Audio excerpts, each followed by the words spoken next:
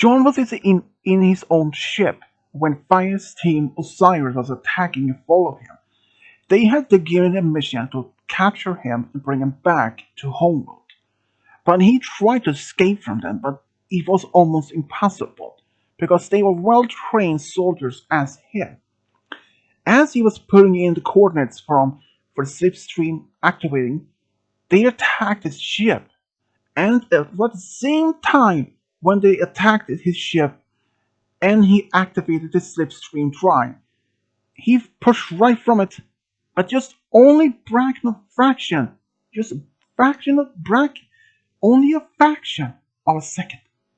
His ship just left it, and suddenly he was actually out of in a different place. He had no idea, and it was not even close to the coordinates that he had put in his computer.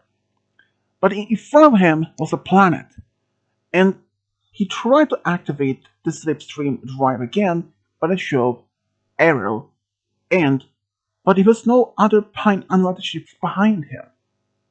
But before he could try to do anything, he discovered the engines on the ship was damaged, and he was even closer to the planet but he was approaching.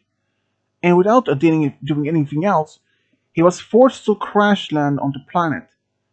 Even after the crash, he fell unconscious.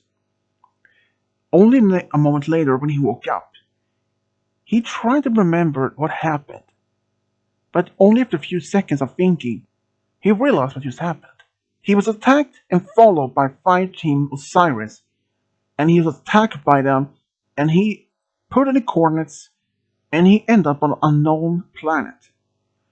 He tried to see from the ship itself. He left the ship to see the damage on the engines.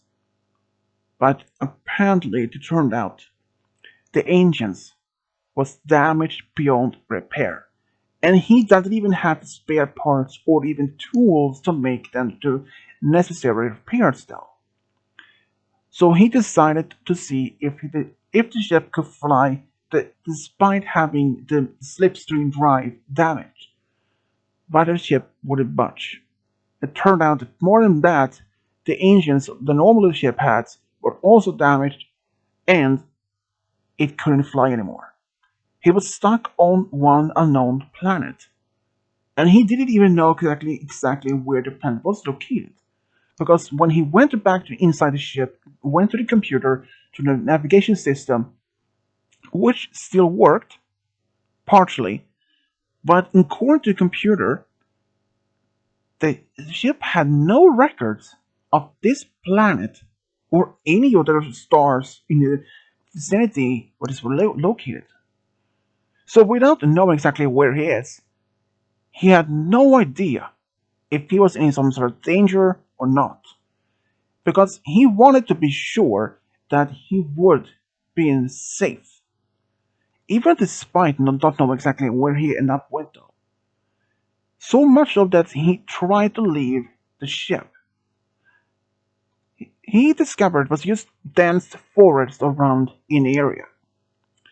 But he wanted to be sure that he would be found and perhaps find some place that he could stay. Since the ship itself probably would be only safe spot for now. So he decided to scout in the area around the ship, as far as maybe up to 2 miles, to see if there's any signs of civilizations anywhere.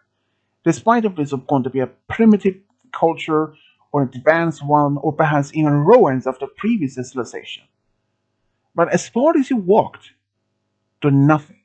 After 2 miles of one direction, no signs of any sort of advanced technological society, not even primitive one, no signs anywhere, just dense forest for miles you can see, and some mountains in a distant region. So he decided to go back to the ship. Since the sun was about maybe halfway up the sky, he decided it was not worth the risk to continue walking because as he had no idea what kind of creatures could leave their homes at night, and also leaving him defenseless otherwise, and he felt more protected, at least back in the ship. And he tried to see if the on the ship's weapons still worked, but they didn't. After that, he lived in the ship for the next several days. He tried to scout more of the area, but it turned out just more forest and more forest for miles as he could see. He used his own weapons for hunting, but after nearly about a week, all his ammo had run out, and that was forced him to do makeshift weapons of the simple wood tools and like spears or arrows, something like that. Even though he was trained to use modern weapons, but he has even trained with using makeshift weapons on if there was any sort of occasion that happened. And he was good in that. Despite knowing having no idea how long he would be staying on this planet, but he had only one option left. Leave the ship. Prepare for a long walk. For how long it could take days, weeks, or perhaps even months before he could find any signs of civilization. In doing so, he had only one last resort to do, and that was put the ship in self-destruct mode, destroying any sign of the ship, including his own futuristic armor which he had. So even that was a very hard decision for him to destroy his own ship. But knowing though that since the ship's weapons, engines was damaged, they could even be repaired, and he had even no ammo left behind, despite he had only one on himself and one left in the ship. But before he destroyed the ship, though, he took all the things he could need it. The first aid kit, because who knows what could happen, and after the ship was destroyed, he started walking in one direction. Despite he didn't know exactly where he would end up, but on his way he saw these strange creatures, some animals and other strange other flying animals that he had never seen before. Though he had actually been on different many worlds over course of his records. Since he had been a service record for a long time, he had been on several different planets over his service, and he had seen and experienced a lot of different alien species of animals and even intelligent species. So this was not very much strange for him. They didn't even appear to remotely look anything that he has seen before, not on Earth, or not his home planet, or any of the other planets in the records or database. But he wanted to find some sort of sign of civilization, or at least present of some sort of Italian life. Because if he didn't, he might be alone on a strange, unknown, inhabited planet that wasn't even populated by anyone except just animals. At least he had skills in order to be tracking animals for food, and he knows where to find drinkable water. And during the nights, he had no problems to make fire and to find shelter, like in caves or some small makeshift huts or something. But despite having this particular trained, he wanted to go back to his own world. But without the ship, even that he had even destroyed it, it would have made it impossible for him to make it, repair it. Even though that if he says the ship's communication system would have worked, it would have been too risky for him to broadcast a distress signal to anyone, because he didn't even know, perhaps if he did it, Firestar Osiris could have been picked up the signal and found him easily, and he didn't want to take that risk. So even despite not having destroyed the ship, it was a very hard decision for him, but he had to do it in order to keep him safe. Because he didn't know if Fire Team Osiris would have been able to find him after a day or two, because they were on the best specialized tracking and hunters within this massive human empire they had. But they didn't know that though. But after nearly about a week, there has not been no signs of any human activity on the planet as far as they could see. There were no ships in the air, no sounds for any sort of buildings or anything. There was not even any signs of any previous inhabitation of the planet, though. But he was unaware that, in fact, this world was, in fact, inhabited by humans, but not what he had expected. After being traveling for about 2 weeks, he finally saw signs of civilization, at least on dirt roads. But in his mind, as long as the roads, there is some indication there is life, and there's intelligent life, despite it may have not been an advanced one, but at least there might be some sort of advanced society, at least some development. So he decided to continue the road to right, to left.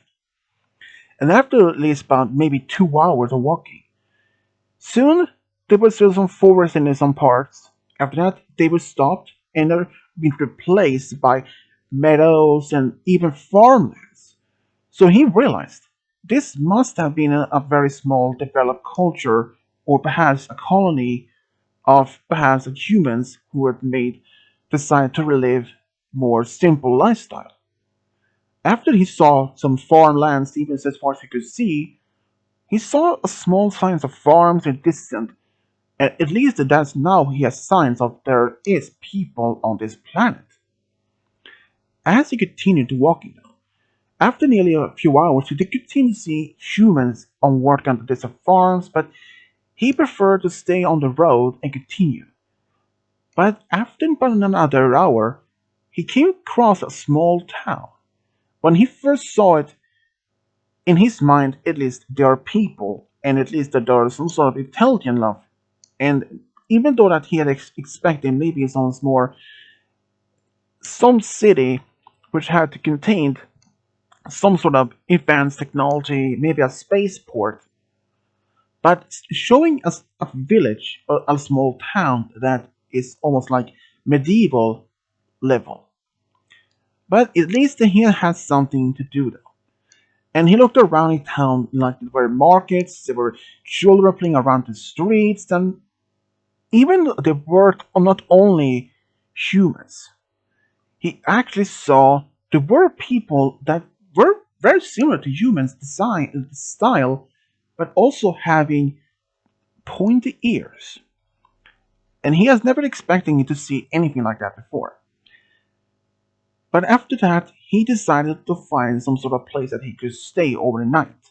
And he found a small inn in the center of the town. Even despite he didn't have much to pay for, but he managed to gather as much like gold coins from his own ship. Even that the innkeeper saw these coins but different designs than he usually is, but he could see is in fact gold. And as long as the real gold, he could take the money and perhaps melt it down to recur some other to use something else. But there was one though that same evening when he was staying there. He saw this strange young woman this in the corner of the inn. The keeper asked him if there's something else he needed, and he said no. But this young woman kept staring at him, and he decided he had enough. Either he could walk back to his own room, walk up to her, and confront her, ask what his problem is. And he decided to go up to her. And he had no idea what expecting.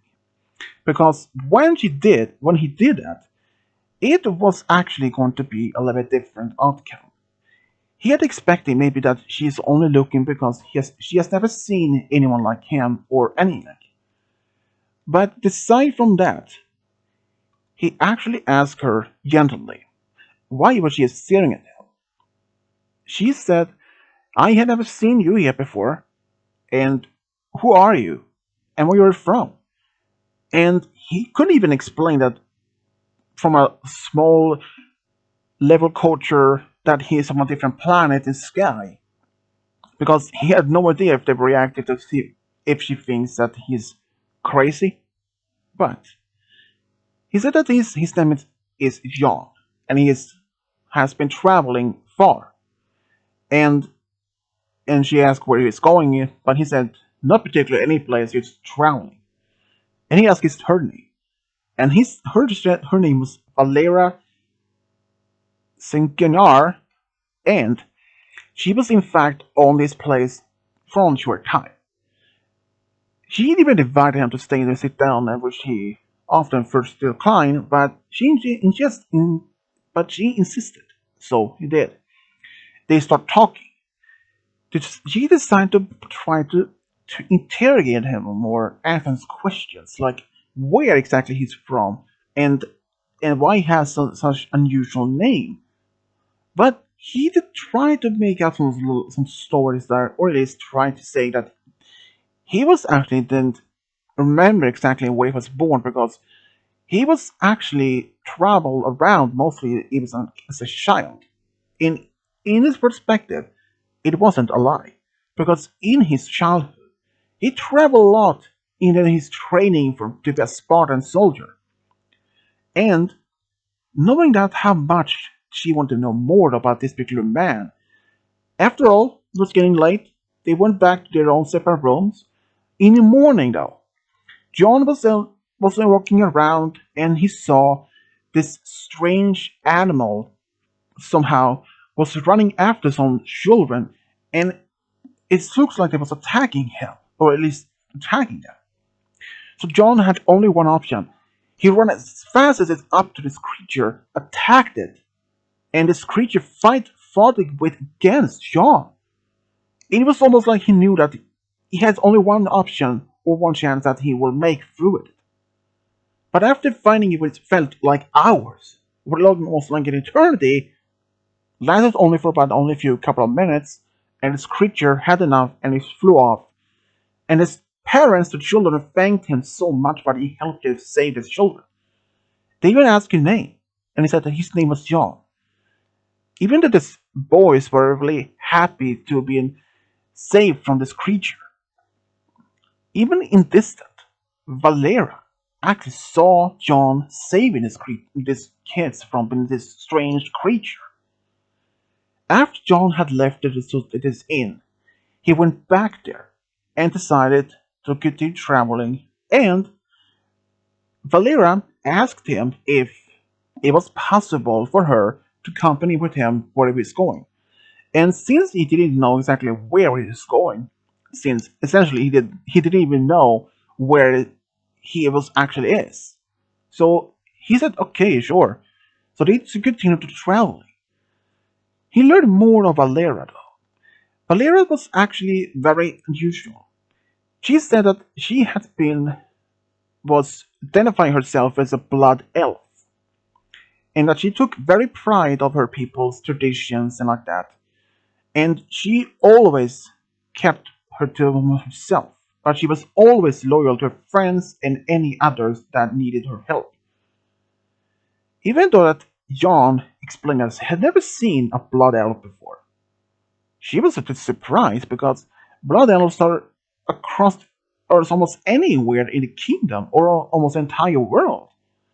So if he has been have never seen a blood elf, how is it possible? She asked herself. But even despite knowing that their traveling would end up something more, after all, that same evening when they set up camp outside in a forest, Valeera asked him exactly where he was born, if he still remembers. But he remembers it quite well because he lived there for at least a number of years before he started traveling. He was part of some sort of a military organization, or at least some sort of something like that. It was a large group of people who was trained as soldiers, and he had been all different missions, different wars, and like that. She wanted to know more because she could tell there was something about him that he didn't put up in the first place. when she asked him, "I don't even believe you are who you claim to be." And then John had to reveal the truth, despite knowing she might laugh and not even believe him. But what option he had left? And he explained that he is from a different planet in a different galaxy, perhaps a different part of the galaxy.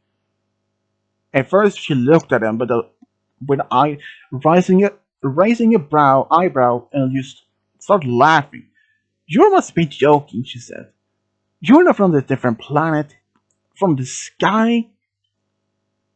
"Okay, prove then. Prove something from your world. Show me that this ship you came from." But he explained that he destroyed it.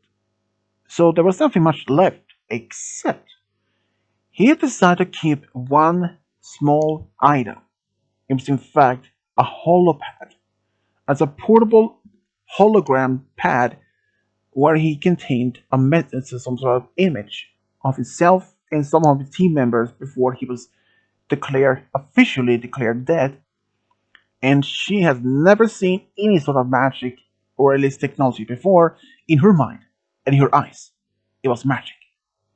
But he explained it's not magic, it's advanced technology. "But you may think it is magic," he said, "but it isn't." Despite she'll still believe it was magic. But after that, he told her entire story, what happened to him, that he was born on a planet and then was trained as a soldier already as a kid. And then the same organization he was trained and follow orders from had declared him officially dead, and another team that was specialized in tracking was to bring him back for his crimes, or what he thought. And she was very surprised at that. But after hearing this detailed story from John, and even especially seeing this piece of technology which is completely unknown to her people, or at least the entire world, she believed him. But there were some things, though, that he asked her to keep it a secret. Because if other people find out, they wouldn't even believe him. Or they would probably brand him as an insane person. And she agreed. But even after that, she asked him where he's going now. Since basically he's from another world and he has nowhere where to going. He said he was probably doing some what he always do, traveling, maybe find some place to settle down with, or if he could find any place. But it was something about her, though.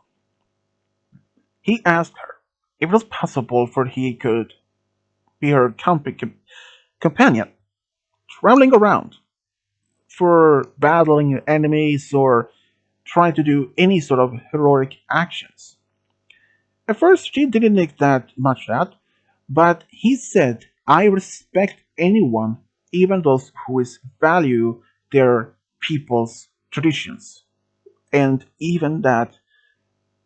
And actually, he was even interested to learn more about her people and her people's traditions and anything, and perhaps even some of her fighting skills that she had. And she agreed. That by the next morning, they actually started walking around in this different kingdom they are. They did anything together. They fight different bad guys, they stop robberies, and they stop helping people from accidents, and even help anyone who need help. During this time, though, they actually got closer and closer, and eventually, John started to fall in love with Valeera. But despite knowing that she is a blood elf and that he's a human, but they are in fact humans who has ended up getting married with their blood elf in his kingdom, or in this world before. But she was not even herself though, because she was completely unaware about his feelings for her. And he didn't even know if she would be with someone like him. Well, like, who is, he's kind to her. He has always been, ever since they became partners or companions or traveling, he had saved her life numerous of times. And even after knowing each other for about 2 years of being traveling, she has started to like him even more. And eventually, he asked her, he even told her that he loved her. But he even realized, even if she didn't love him back the same way, maybe it was time for them to part as companions, and he will give and follow his own path in this world on his own. But she couldn't stop him, but except for one thing. She told him that she was in fact in love with him as well. And after that, he has saved her so many different times in different missions they had together. She actually started to respect her, let's respect him, because John had respected her and also her people's traditions and their ways of fighting. And he had actually been showing quite skilled in other blood elves fighting skills and anything, despite knowing that he can never perform magic though. But as a fighter, was something that she valued as a friend, as an ally. Because having friends, allies, who is very skilled in fighting could have been a valuable allies in the future if she needed. But it was something that, beyond that, despite that he is from a different world, and that she is from a different world herself, it only brought them closer. Valeera and John end up getting married in a small town, and they decided to keep it as a small secret because even they didn't have that much any enemies from his side. But even eventually, though, some of Valera's friends did actually find out that she was married to John, even though that they continued traveling until they came back to the kingdom where they started. They actually starting a family there. They had decided to start a family, even though despite she was traveling a lot. But after she found out she was pregnant, she had decided to give up all her traveling lifestyle and as companion to others, and to start focus on her own family instead. Even though that she were missed sometimes on her previous lifestyle, but knowing how much her family means to her, having a family of her own, and especially having a daughter, and eventually was even expecting another baby with another few months after that her daughter was only 3 years old. Even John though, he had not much difficulty to live as a farmer on a small land of his own. But despite having so much difficulties in the past, John did even had some difficulties to move on, leaping from a former soldier to a farmer.